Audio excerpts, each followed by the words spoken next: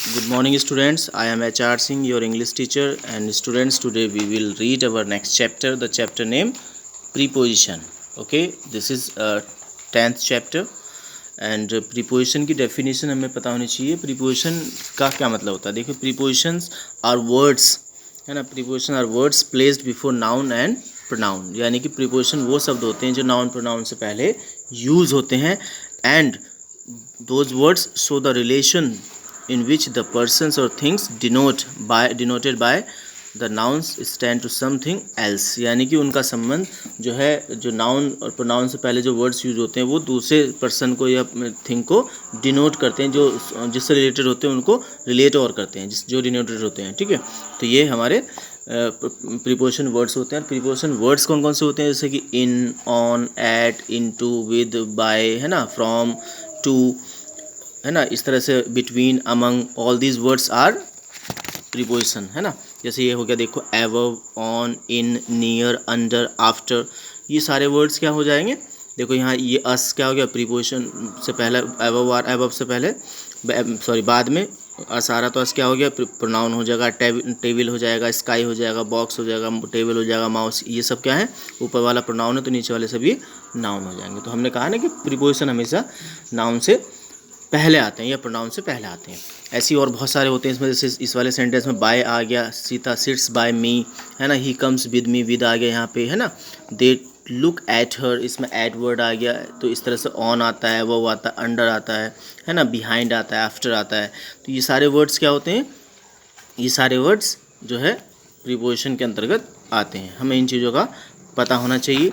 ठीक है, और अगर बात करें हम कुछ प्रीपोजिशन वर्ड्स की, तो जैसे ऐट है, ऐट का प्रयोग, यानी at is a preposition which is use for small place, small town, small country और स्मॉल सिटी। ओके, और ये टाइम को भी डिनोट करता है ना।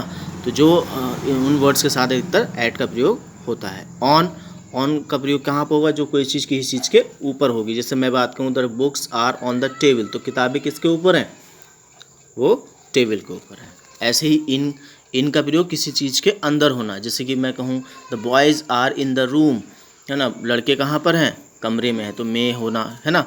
जैसे मैं बात करूँ कि some animals are in the, है ना, फील्ड, इस तरह से करके, तो ये इन जो है वहाँ पर यूज होता है, जो कोई कंडीशन या कोई पर्सन जो है, कोई थिंग किसी चीज़ के अंदर होती है।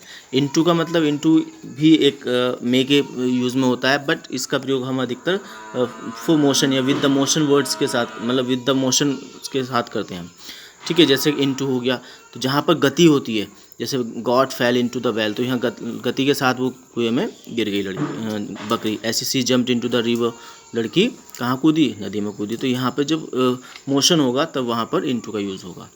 विद का मतलब साथ में या से। तो यहाँ पर जब हम कोई काम करते हैं किसी हेल्प से, किसी की सहायता से या किसी के सपोर्ट से करते हैं, चाहे वो टूल हो या पर्सन हो, तो वो वहाँ पर विद का यूज़ हम करेंगे। खास करके टूल्स के साथ हम इसका यूज़ करते हैं। ऐसे ही नेक्स्ट है फ्रॉम का मतलब कहीं से अलग होना। फ्रॉम का मतलब से होता है, इसका मतलब होता है कहीं से सेपरेट होना। जैसे मैं कहूँ, I am coming from Agra, तो फ्रॉम, मैं आगरा से क्या हो रहा हूँ? सेपरेट हो रहा हूँ। तो इस तरह से यहाँ पे भी जैसे ही सा मी फ्रॉम विंडो, विंडो से, तो इसका मतलब एक से सेंस होता है। ऐसी बाय का मतलब बाय द्वारा या से होता है। इसका मतलब आपको पता होना चाहिए, इसका यूज़ अधिकतर या तो वॉच के लिए होता है, या ट्रांसपोर्ट के लिए होता है, या टाइमिंग के लिए भी अधिकतर इसका यूज़ हो जाता है। और पैसिव वाइज में भी बाय का यूज़ होता है। टू का मतलब ऐसे हिंदी में सेंस होता है, का की के होता है ना। और इसमें जैसे अधिकतर हम जाने के लिए गो के साथ मोस्टली टू लगता है ना। और ऐसे ही किसी चीज़ को ट्रांसमिशन करने के लिए भी टू का यूज़ किया जाता है। ठीक है, इस तरह से ऐसे ही फोर होता है, तो फोर का यूज़ भी, इसका सेंस हिंदी में के लिए होता है।